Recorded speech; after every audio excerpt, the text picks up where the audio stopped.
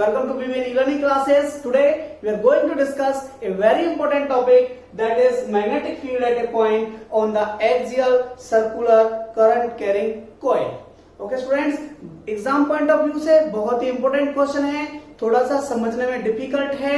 आप इस वीडियो को रिपीट करके बार बार अगर इसे देखोगे तो आपको पक्का ये बहुत अच्छे से समझ में आएगा। तो आइए स्टार्ट करते हैं हम अपने टॉपिक को। सबसे पहले हम समझने की कोशिश करते हैं कि डेरिवेशन है किसके बारे में। इस डेरिवेशन में हमें क्या फाइंड आउट करना है। Magnetic field at A point on the axial line of a circular current carrying coil. कोई करंट कैरिंग कॉइल है, उसकी एक्सियल लाइन पर किसी भी पॉइंट के लिए हमें मैग्नेटिक फील्ड का एक्सप्रेशन फाइंड आउट करना है। एक ऐसा एक्सप्रेशन जिसमें हमें एक्सियल लाइन की एक्सियल पॉइंट की पोजीशन दे दिया जाए तो हम उस पर उस मैग्नेटिक फील्ड जितना उस करंट कैरिंग कॉइल की वजह से मैग्नेटिक फील्ड प्रोड्यूस हो रहा है उसके लिए उसकी वैल्यू फाइंड आउट कर पाए। ओके स्टूडेंट्स, तो इसके लिए उसे आपको वैल्यू देनी पड़ेगी, एक डिस्टेंस की वैल्यू देनी पड़ेगी जहां पर सेंटर से, कॉइल के सेंटर से हमारा पी जितने डिस्टेंस पर है वो वैल्यू आपको दी जाएगी। ओके स्टूडेंट्स, तो हमें ये करना है। इस क्वेश्चन को और ज्यादा प्रैक्टिकली समझने के लिए हम हेल्प लेंगे एक बेंगल की। This is a Bengal. हम इसे करंट कैरिंग कॉइल मान लेते हैं लाइक दिस। ओके स्टूडेंट्स, और इसमें हमारा करंट फ्लो कर रहा है इस डायरेक्शन में। ओके स्टूडेंट्स, अब हमें क्या फाइंड आउट करना है। हमें फाइंड आउट करना है कि इसकी इस एक्सियल लाइन पर, this is the axial line. Okay students, इस एक्सियल लाइन पर कोई भी पॉइंट अगर ले लिया जाए तो उस पर इस करंट कैरिंग कॉइल की वजह से क्या मैग्नेटिक फील्ड होगा। ओके, लेट यहां पर हमारा पॉइंट पी है। ओके स्टूडेंट्स, तो हमें क्या करना पड़ेगा। सबसे पहले this is the point P. सबसे पहले हमें बायोट-सावर्ट लॉ अप्लाई करना है। मैं एक बार फॉर्मूला लिख देता हूं आप सभी के सामने, ज्यादा अच्छे से क्लियर हो पाएगा। dv equal to mu not upon 4 pi i dl sine theta upon r square. Students, यहां पर हमें आई की वैल्यू पहले से देगा वो dl क्या है हमारा स्मॉल करंट एलिमेंट। तो हमें यहां पर स्मॉल करंट एलिमेंट लेना पड़ेगा जिसकी वजह से ये dv स्मॉल मैग्नेटिक फील्ड हम फाइंड आउट करेंगे। ओके, तो हमने यहां पर सबसे पहले अपना एक dl लेंथ का करंट एलिमेंट ले लिया, उसका मिड पॉइंट हमने c मान लिया। अब हमें दूसरी चीज क्या चाहिए, दिस r क्या है, this is the distance between the current element and the point. तो दोनों के बीच में जो C एंड P के बीच में हमने लाइन ड्रॉ कर दी, वेक्टर ड्रॉ कर दिया, जिसको हम R से रिप्रेजेंट कर रहे हैं। Okay students, that is the distance between C and P। इसके अलावा अब हमें क्या चाहिए, थीटा, साइन थीटा। देखिए स्टूडेंट्स, ये बात आपको बहुत अच्छे से समझनी होगी। यहां पर थीटा की वैल्यू हमेशा 90 डिग्री होगी। मैंने क्या कहा, हमेशा ही इस थीटा की वैल्यू 90 डिग्री होगी। आप कहोगे सर कैसे, ये तो देखिए ये तो 90 नहीं हो रहा, बट आप अभी क्वेश्चन की गहराई तक नहीं पहुंचे, आप अभी इस डेरिवेशन की डेप्थ में नहीं पहुंच पाए हो, इसीलिए मैं प्रैक्टिकल केस अपने साथ लेके चल रहा हूं। देखिए students, this is the current carrying coil and this is the axial line. Okay, अब इस एक्सियल लाइन से जो हमने यहां डायग्राम बना रखा है, ये हमने इस एक्सियल लाइन के प्लेन का डायग्राम बना रखा है। ये हमने डायग्राम ऐसे हम दिखा नहीं पा रहे डायग्राम को, हमने उस केवल प्लेन का, जो यहां पे प्लेन होगा प्रेजेंट हमारा, उस प्लेन का डायग्राम बना रखा है। देखिए मैं प्लेन भी लेके दिखाता हूं आपको।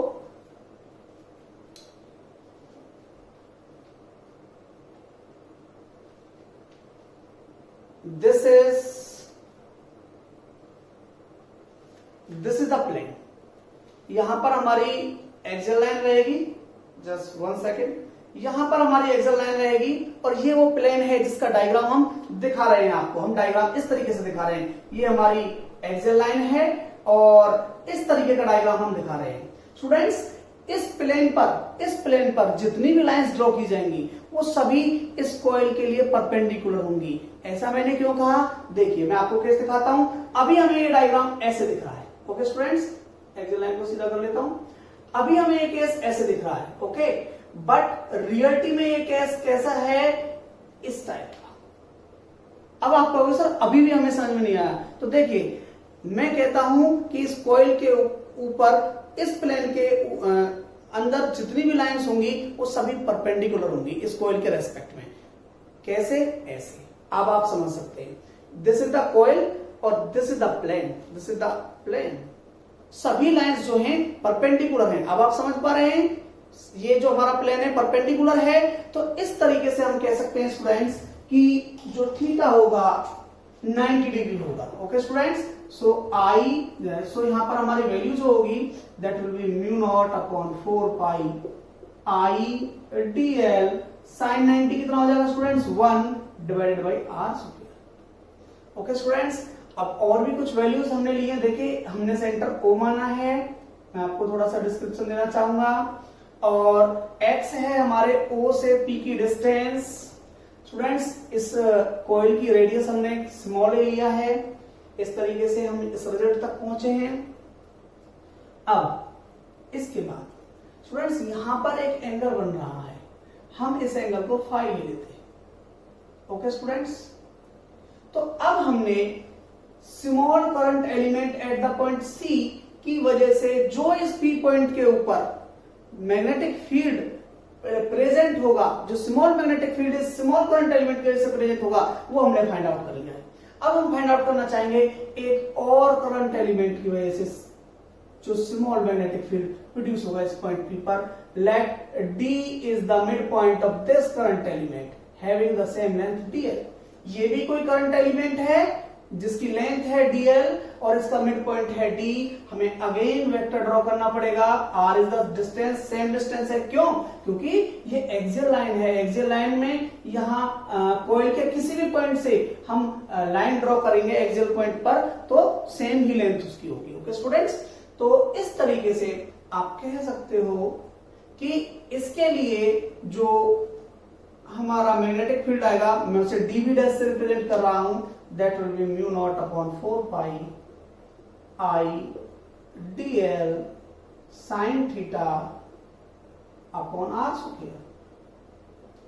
स्टूडेंट्स यहां पर फिर दोबारा से जो थीटा है वो वही मैंने कहा था, ये एक्सियल प्लेन हो गया। एक्सियल प्लेन पर जितनी भी लाइंस ड्रॉ की जाएंगी, ये भी एक्सियल प्लेन के ऊपर ही ड्रॉ की गई है डीपी लाइन।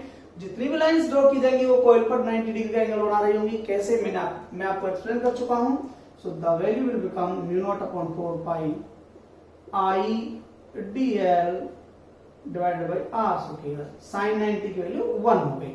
स्टूडेंट्स सेम ही वैल्यू आपको दिख रही है। ओके, db की भी और db डैश की भी। क्यों हमने इन दोनों को लिया है साथ में, अब आपको समझ में आएगा थोड़ी देर बाद, जब मैं इसके क्या लूंगा, जब मैं इनको रिजोल्व करूंगा इनके रेक्टेंगुलर कंपोनेंट्स में। स्टूडेंट्स यहां के बाद अब हमें रिजोल्व करना है इन्हें। सबसे पहले हम फाइंड आउट करने की कोशिश करेंगे कि ये जो dv हमारा फील्ड है ये हम यहां रिप्रेजेंट कैसे करें, कहां पर दिखाएं अपने dv फील्ड को। तो आपने पढ़ा हुआ है जो हमारा मैग्नेटिक फील्ड होता है that is perpendicular to dl as well as perpendicular to r। Okay students, तो ये हमारा r है और r पर परपेंडिकुलर होगा हमारा dv मैग्नेटिक फील्ड, तो मुझे एक परपेंडिकुलर ड्रॉ करना पड़ेगा। Okay students, this is the point E and this is representing dv।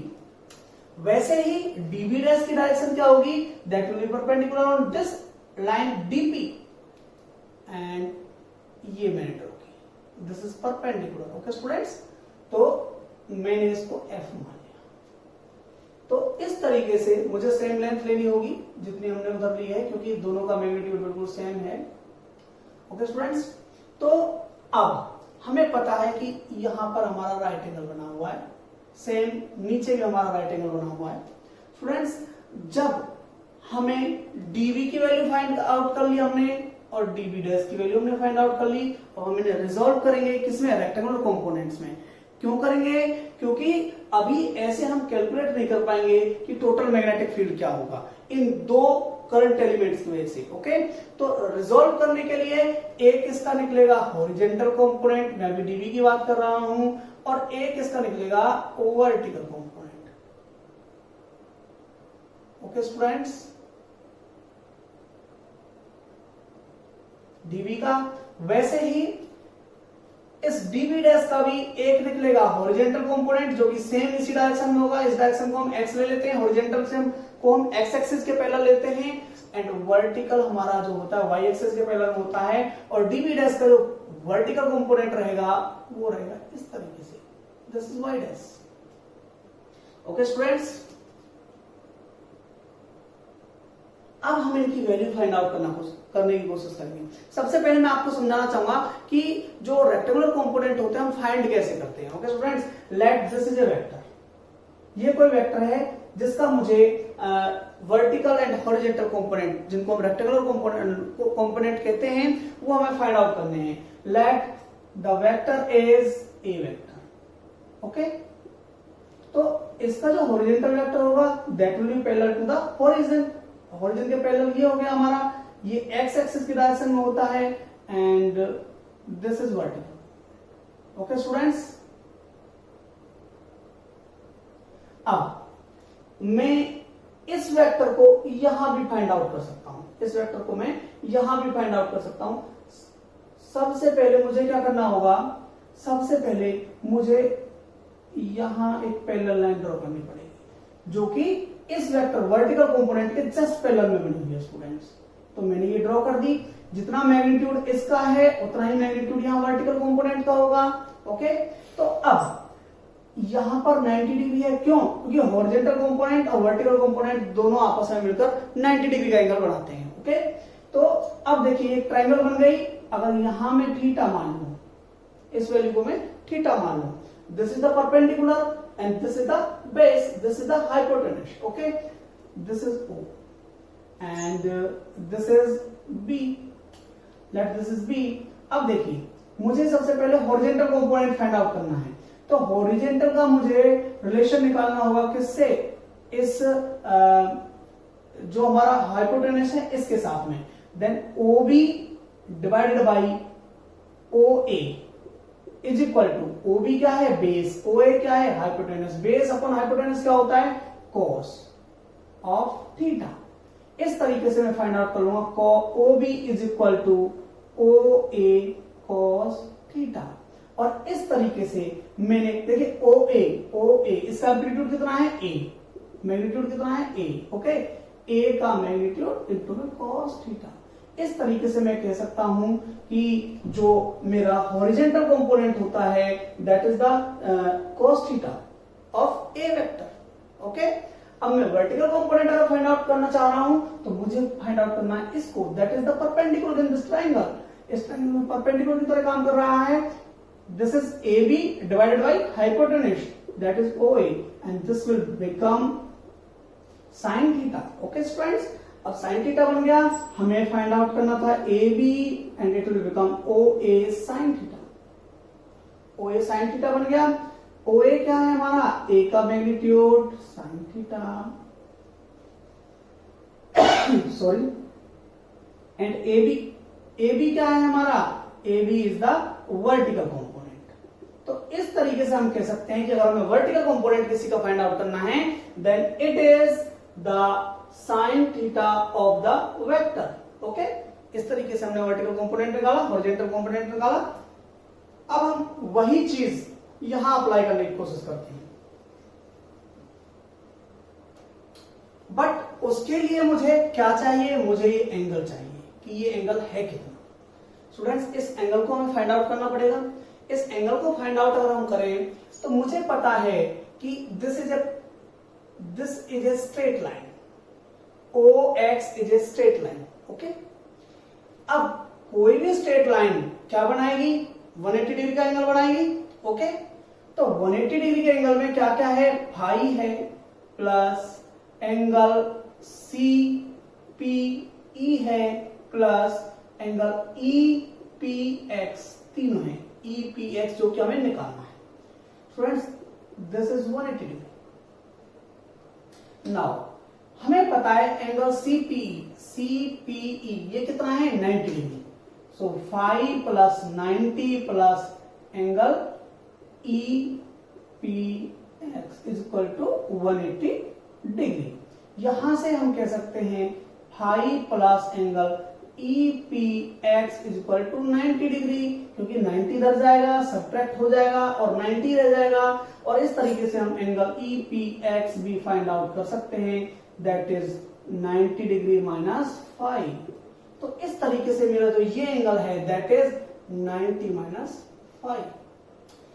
Students ये एंगल भी बिल्कुल सेम ही रहेगा, क्योंकि जब भी एक्सियल लाइन पर किसी भी पॉइंट को मिलाया जाता है या सेम पॉइंट को मिलाया जाता है, दोनों किसी भी कॉइल पर किसी भी पॉइंट से, तो एंगल भी सेम बनता है और उनकी लेंथ भी उस पॉइंट से बिल्कुल सेम ही रहती है। ओके स्टूडेंट्स, तो इस तरीके से हमें पता चला कि ये एंगल भी फाई है, और जब ये एंगल फाई है और हमें पता है ये एंगल 90 डिग्री है, तो ये एंगल भी हमारा उसी तरीके से 90 माइनस 5 होगा।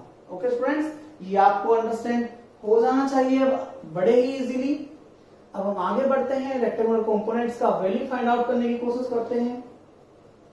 स्टूडेंट्स ये सारा जो मैं मैटर कर रहा हूं ये आपको नहीं करना है, बट अगर आपने ये आपने अंडरस्टैंड नहीं किया तो आपको समझ में नहीं आएगा। कुछ चीजें हैं जो बहुत दिक्कत क्रिएट करती हैं, अभी जब मैं इसको पूरा एक्सप्लेन करूंगा तो आपको समझ में आएगा। ओके, तो इसके बाद स्टूडेंट्स हमें फाइंड आउट करना है डीबी का horizontal component. Okay, then just like जैसे हमने पहले किया था, पी एक्स हम इसको ले रहे हैं। Okay students, horizontal component P X हो गया हमारा, दैट इज इक्वल टू हमारा डीबी का मैग्नीट्यूड इनटू में cos of this angle, cos of this angle. And what is this angle? This is 90 minus 5। Cos 90 minus 5 क्या बन गया? Sine 5। DB sine 5. This is px. This is db sin 5. db sin 5. Okay. So I am writing it here. db sin 5. Okay. अब मुझे इसका vertical component find out करना है db का. This one py. Okay. Is equal to vector का magnitude into में sine of this angle. What is the angle? 90 minus 5. And what is the value of vertical component db cos phi? क्योंकि sin 90 minus 5 क्या हो गया? cos phi. Students अब मैं इस value को यहां पे पुटअप कर रहा हूं, लिख रहा हूं db cos phi. Okay students, अब देखिए क्यों मैंने इतनी सारी बातें आपको बताई इसके बारे में। मैं अभी आपसे कह रहा था कि अगर मुझे हॉरिजॉन्टल कंपोनेंट निकालना है then it is the cos theta, but यहां पर हम sin फाई यूज कर रहे हैं, और जब वर्टिकल कंपोनेंट निकाला हो तो हम यूज कर रहे थे sin थीटा, बट यहां पर cos फाई यूज कर रहे हैं। आपको कंफ्यूज नहीं होना है, आप समझ चुके हैं कि ये एंगल मेरा 90 माइनस फाई है, और इस वजह से ये cos थीटा ना होकर के, या मैं कहूं cos फाई ना होकर के ये sin फाई है, ये sin फाई ना होकर के ये cos फाई है। आपको बिल्कुल भी कंफ्यूज होने की जरूरत नहीं है। कहीं पर भी वर्टिकल कंपोनेंट अगर आपको फाइंड आउट करने हैं then it is with the angle theta, जो अगर यहां पर थीटा एंगल बना हुआ होता और वर्टिकल कंपोनेंट अगर हमें सीधा फाइंड आउट करना होता then it would have been dv sine theta. Okay, but यहां पर एंगल हमारा 90 माइनस फाई है। ओके स्टूडेंट्स, तो मुझे लगता है कि आपको ये बहुत अच्छे से समझ में आया होगा।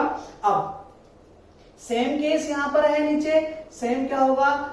dv dash cos phi and this will become dv dash sin phi.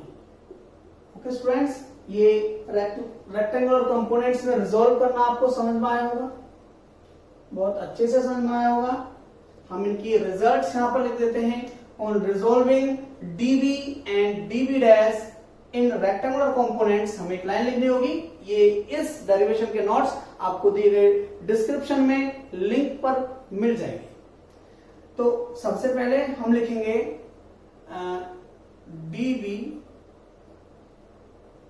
sin phi and dv dash sin phi both are in px direction. Okay students, हम बता देंगे dv sin phi and dv dash sin phi ये दोनों ही px direction में। आप इसको एक और मेथड के साथ लिख सकते हैं, अभी मैंने यहां पर दोनों के लिए लिखा है, आप एक और मेथड यूज कर सकते हैं। जिसमें हम केवल dB के वेक्टर्स बताएंगे सबसे पहले। तो dB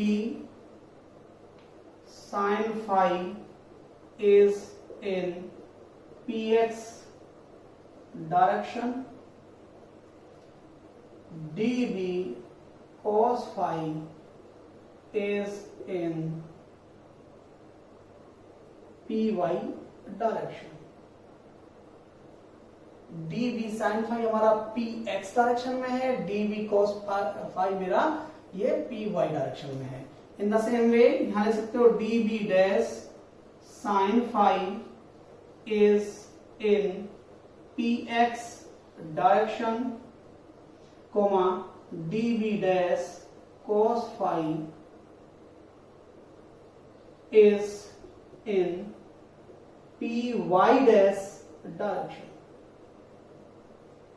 तो स्टूडेंट्स देखिए dB sin phi and dB dash sin phi दोनों ही सेम डायरेक्शन में है, जैसा कि आप यहां देख पा रहे हो, बिल्कुल इसी डायरेक्शन में है दोनों, px डायरेक्शन में। But dB dash cos phi and dB cos phi दोनों की डायरेक्शन जस्ट अपोजिट है। dB cos phi इस डायरेक्शन में है py में, और dB डैश cos phi मेरा py डैश डायरेक्शन में, दोनों ही अपोजिट हैं। और हमें पता है कि दोनों का ही magnitude dB and dB dash दोनों का मैग्नीट्यूड बिल्कुल इक्वल है। ओके, तो इसका मीनिंग क्या हुआ कि इन दोनों का मैग्नीट्यूड भी इक्वल ही हो गया, और ये दोनों आपस में अपोजिट हैं। इस वजह से dB cos phi and dB dash cos phi will cancel out each other. dB cos phi and dB dash cos phi will cancel out each other। वो एक दूसरे को कैंसिल कर देंगे, ओके, सब्ट्रैक्ट हो जाएंगे। अब बात आती है कि हमारा टोटल जो मैग्नेटिक फील्ड होगा वो किसकी वजह से होगा, केवल साइन फाई की वजह से होगा, क्योंकि वहां पर हमारे जो वेक्टर्स हैं वो ऐड हो रहे हैं। अभी हमने यहाँ पर दो कंपोनेंट्स लिए थे, दो करंट एलिमेंट्स लिए थे, दोनों के ही जो हमारे साइन फाई वाले कंपोनेंट्स हैं, या मैं कहूँ हॉरिजॉन्टल कंपोनेंट्स हैं, वो आपस में ऐड हो रहे हैं। ओके स्टूडेंट्स, दो से ज्यादा लेंगे तो वो भी इस तरीके से ही ऐड होते चले जाएंगे, और उनके जो अपोजिट पेयर का जो हमारा कंपोनेंट बनेगा, वर्टिकल कंपोनेंट बनेगा, वो एक दूसरे को कैंसिल कर देंगे, जैसे कि यहां पे हुआ है। These are the opposite pair. Okay students, ऐसे यहां और यहां, यहां और यहां, इस तरीके से जितने भी अपोजिट पेयर बनेंगे हमारे, वहां पर उनके वर्टिकल कंपोनेंट्स आपस में कैंसिल आउट हो जाएंगे, केवल हॉरिजॉन्टल कंपोनेंट बचेंगे। इस तरीके से हम कह सकते हैं कि net magnetic field, net magnetic field B क्या होगा, that is the integration of dB sin phi, dB sin phi का इंटीग्रेशन होगा। ओके स्टूडेंट्स, अब dB की वैल्यू हम यहां से पुट अप कर देंगे।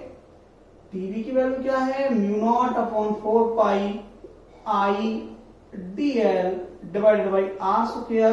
ये मेरी वैल्यू हो गई dB की, मुझे साथ में क्या लिखना है, sin phi। स्टूडेंट्स, यहां तक हमें पता नहीं था कि किसके रेस्पेक्ट में हमें इंटीग्रेशन करना है, बट जैसे ही हमने dB की वैल्यू रखी तो हमें पता चल गया कि लेंथ के रेस्पेक्ट में, dl लेंथ के रेस्पेक्ट में हमें इंटीग्रेशन करना है। ओके स्टूडेंट्स, तो जब हमें लेंथ के रेस्पेक्ट में इंटीग्रेशन करना है तो मीनिंग क्या हुआ, हमारा वेरिएबल हुआ लेंथ। तो बाकी लेंथ जिनमें नहीं आ रहा है, बाकी सब हमारे कांस्टेंट हो गए, हम उन्हें इंटीग्रेशन के साइन से बाहर ला सकते हैं। Mu naught upon 4 pi I dl, dl is a variable I sin phi divided by r square. ये सभी हमारे क्या हैं, ऐसे वेरिएबल हैं जिनमें हम l का यूज नहीं कर रहे। ओके, जब वहां पर l कहीं पर भी इंक्लूडेड नहीं है, तो इस वजह से ये सभी बाहर आ गए। इंटीग्रेशन के अंदर क्या रह गया, केवल dl। ओके स्टूडेंट्स, अब हमें लिमिट्स पुट अप करनी पड़ेगी। देखिए dl क्या है, लेंथ का वेरिएबल। अब लेंथ का वेरिएबल कहां यूज हो रहा था हमारा, यहां। अब इस लेंथ की हमें जब लिमिट्स पुट अप करनी है तो सबसे पहले हमें स्टार्ट करना होगा लिमिट्स को कहां से, जो लेंथ की मिनिमम वैल्यू हो सकती है। तो सी से स्टार्ट होके सी पर ही खत्म हो सकती है और इस तरीके से हमारी लेंथ की वैल्यू कितनी होगी, 0। लेंथ की मिनिमम वैल्यू क्या होगी, 0। मैक्सिमम वैल्यू क्या हो सकती है कि यहां से स्टार्ट होके दोबारा सी पर आ जाए। ओके, तो कितनी वैल्यू होगी इसकी, 2 पाई ए। 2 पाई ए कहां से आया सर, 2 पाई ए, तो 2 पाई ए इसकी रेडियस, हमारी जो सर्कुलर रिंग है इसकी रेडियस क्या है, ए, और इसकी जो सर्कमफेरेंस होगी वो कितनी होगी, 2 पाई ए। परिधि क्या होगी इसकी, 2 pi A, that's why 0 to 2 pi A. Okay students, तो इस तरीके से इससे हमने लिमिट्स पुट अप कर दी, और लिमिट्स पुट अप करने के बाद जो इसका आंसर आएगा मैं उसको आपके लिए यहां सॉल्व करके दिखा देता हूं, क्योंकि इतना ज्यादा आपको लेंथी मेथड वहां यूज नहीं करना है। तो इंटीग्रेशन के बाद यहां पर एल आएगा अंदर। ओके, लिमिट्स रहेंगे 0 to 2 pi A. Put up करेंगे, पहले अपर लिमिट रखी जाती है माइनस लोअर लिमिट रहती है 2 pi A minus 0 and the answer is 2 pi A. Okay students, अब आप डायरेक्ट यहां पर बी का एक्सप्रेशन रख सकते हो, क्या, mu not upon 4 pi I into में sine phi divided by r square into में 2 पाई ए। ये 2 पाई ए हमने यहां पर मल्टीप्लाई कर दिया इसकी जगह। ओके स्टूडेंट्स, इसकी वैल्यू क्या है हमारी, 2 पाई ए। तो इस तरीके से हमने मैग्नेटिक फील्ड निकाल लिया है, फाइंड आउट कर लिया है। बट हम कुछ और वेरिएबल्स को यहां से रिमूव करना चाहेंगे। फाई की वैल्यू वो हमें नहीं देगा, तो हमें इसे भी रिमूव करना पड़ेगा। हमें केवल वो देगा करंट की वैल्यू और इस एक्स की वैल्यू, है ना। इसके अलावा हमें रेडियस भी दी जाएगी सर्कुलर रिंग की। तो हमें सारे वेरिएबल्स को रिप्लेस करना होगा उन्हीं वैल्यूज से जहां पर केवल एक्स की वैल्यू हो, ए की वैल्यू हो और बस इन दोनों की ही वैल्यू हो। तो हमें उसके लिए क्या करना होगा, देखिए आई की वैल्यू सेम रहेगी, mu not upon 4 pi I. Sine phi की वैल्यू क्या है, साइन फाई, देखिए यहां पे हमारा एंगल फाई है, साइन फाई क्या होगा, perpendicular divided by hypotenuse, this will become A divided by R. Okay students, this will become A, sine phi की value A divided by R, और नीचे क्या है, हम इंटू में यहाँ पे 2 पाई ए हो गया, और नीचे क्या है हमारा आर स्क्वायर, तो इंटू में आर स्क्वायर हो गया। इस तरीके से ये क्या बन गया नीचे हमारा आर क्यूब। अब ये आर क्यूब जब बन गया तो आर की वैल्यू, ये वैल्यू हमें गिवन नहीं होगी, तो हमें इसको भी कन्वर्ट करना होगा। स्टूडेंट्स बहुत ही इजी है, ये मेरा 90 डिग्री का एंगल हो गया, यहां पर मेरा थीटा था, अभी फाई था मेरा, तो ये इस 90 डिग्री के सामने जो है हाइपोटेनस है, हाइपोटेनस की वैल्यू हमें फाइंड आउट करनी है। ये मेरा परपेंडिकुलर का स्क्वायर प्लस में मेरा बेस का स्क्वायर अंडर रूट दोनों के ऊपर चढ़ जाएगा। तो इस तरीके से आर की वैल्यू क्या बन गई, R is equal to under root A square plus में X square. This is the value of R according to Pythagoras प्रमेय। ओके, तो हम पुट अप कर देंगे उसको, mu not upon 4 pi I into में ए, देखिए ए यहां है, ए यहां है, ए का क्या हो जाएगा स्क्वायर, 2 डिवाइडेड बाई आर की वैल्यू क्या है, under root A square plus x square का क्यूब। देखिए अंडर रूट अपने आप में क्या होता है, वैल्यू 1/2, उसकी जो पावर होती है वो 1/2 होती है, उसका भी क्यूब हो रहा है, तो एट द एंड फाइनल जो वैल्यू होगी पावर की वो क्या होगी, 3/2। तो इस तरीके से हम फाइंड आउट कर पाए हैं मैग्नेटिक फील्ड की वैल्यू। 2 पाई को पहले ले लेता हूं मैं, in terms of A means radius of the circular coil, distance of the point and the current।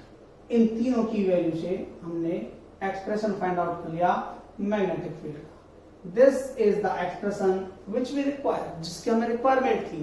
Students आप कह रहे होंगे कि आपने 2 पाई, यहां पर भी पाई है, यहां पर भी पाई, आप कैंसिल आउट क्यों नहीं कर रहे।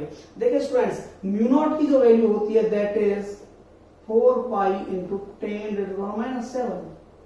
बट अगर मैं इस वैल्यू को पुटअप करूंगा जब मैं कैलकुलेशंस करूंगा तो मेरे लिए बहुत हार्ड हो जाएगा। ओके, बहुत ज्यादा मेरे लिए हार्ड होगा, मुझे पाई की वैल्यू यूज करनी पड़ेगी। तो जनरली मैं सब जगह ही म्यू नॉट अपॉन 4 पाई लेके चलता हूं। इस 4 पाई को मैं यहाँ नीचे डिनोमिनेटर में रखता हूं ताकि मैं 10⁻⁷ डायरेक्ट इसकी जगह में 10⁻⁷ रख दूं। ओके स्टूडेंट्स, मेरे लिए कैलकुलेशन हर जगह इजी रहे, तो हम ऐसा पेयर बना के चलते हैं। ओके स्टूडेंट्स, दैट्स वाई मैंने पाई को नहीं कैंसिल आउट किया है। अब इसमें अगर अभी तो ये केवल एक ही कॉइल थी, अगर n नंबर ऑफ टर्न्स हो जाएं इस कॉइल के, n नंबर ऑफ टर्न्स हो जाएं तो क्या होगा? क्या होगा स्टूडेंट्स? n से मल्टीप्लाई हो जाएगा। जितना एक से हमारा मैग्नेटिक फील्ड है, अगर n नंबर ऑफ टर्न्स से निकालना तो क्या होगा? n number of times multiply हो जाएगा। देखिए, अगर एक पेन की वैल्यू 5 रुपीज है तो 10 पेन की कितनी होगी? तो 10 से मल्टीप्लाई कर दिया आपने 1 पेन की कॉस्ट को। वैसे ही एक टर्न से जो मैग्नेटिक फील्ड है वो यहां पर गिवन है, n नंबर ऑफ टर्न से कितना होगा? n से मल्टीप्लाई हमें करना पड़ेगा students. Then it will become mu not upon 4 pi into में i 2 pi n a square divided by a square plus में x स्क्वायर की पावर 3/2। स्टूडेंट्स, थोड़ा सा कॉम्प्लेक्स आपको लग रहा होगा, बट आपको केवल इतना ही लिखना है। वैसे मैंने इसके नोट्स डिस्क्रिप्शन में दिए हैं आपको, बाकी चीजें मैंने आपकी अंडरस्टैंडिंग के लिए समझाई थी, क्योंकि अंडरस्टैंडिंग आपकी क्लियर नहीं होती तो कहीं ना कहीं आप मिस्टेक जरूर करते। आप समझ नहीं पाते कि हॉरिजॉन्टल कंपोनेंट sin फाई के साथ रिप्रेजेंट क्यों किया है। ओके स्टूडेंट्स, अभी हम इसमें और आगे बढ़ेंगे, इसके कुछ स्पेशल केसेस करेंगे स्टूडेंट्स। मैं इसको यहां से रब कर देता हूं ताकि मुझे कुछ स्पेस मिल पाए।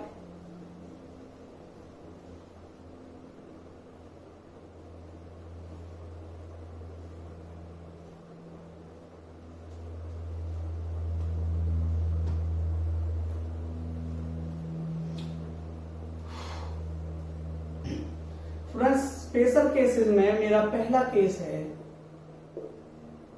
केस नंबर 1 है, when P is at the center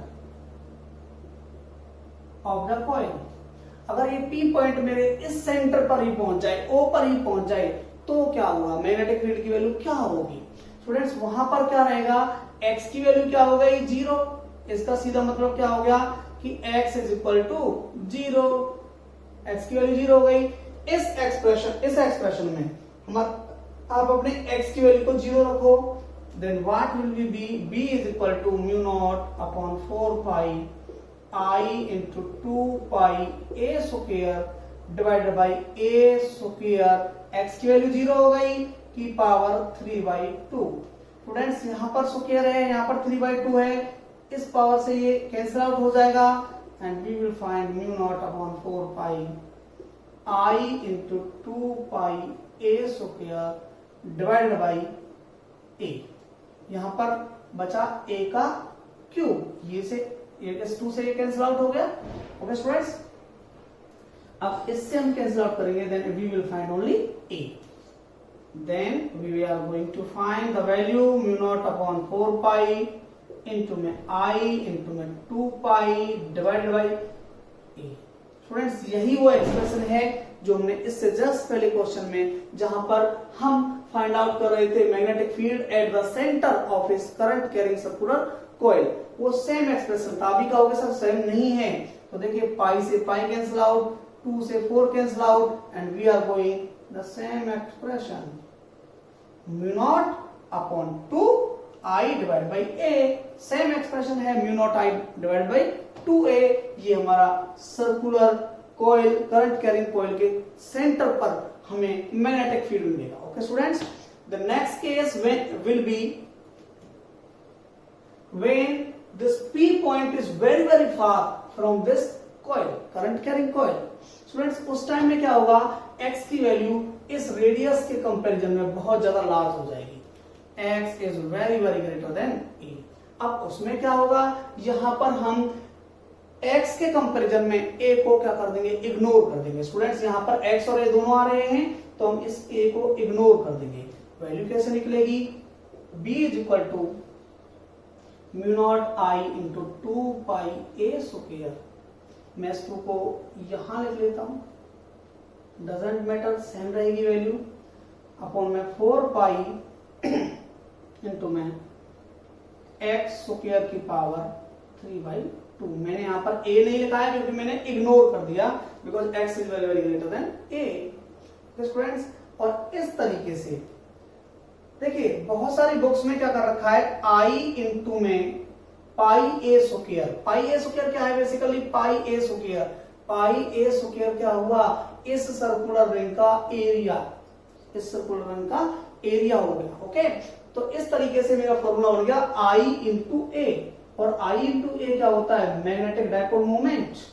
किसका, सर्कुलर करंट कैरिंग कॉइल का मैग्नेटिक डायपोल मोमेंट। और यहां पर इन्होंने m टर्म यहां पर लिख रखा है rather than I into pi a square की जगह। तो आपको बिल्कुल भी कंफ्यूज होने की जरूरत नहीं स्टूडेंट्स, आप भी इसको लिख सकते हो।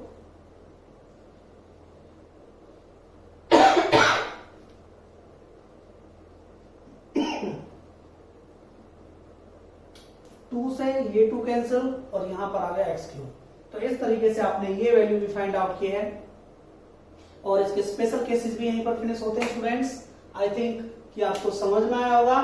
फिर भी कोई डाउट आपको इस डायरेक्शन में लग रहा है, आप कमेंट बॉक्स में लिख सकते हैं स्टूडेंट्स, एंड मैं उसको भी क्लियर करने की कोशिश करूंगा। So with this words I would like to thanks everyone.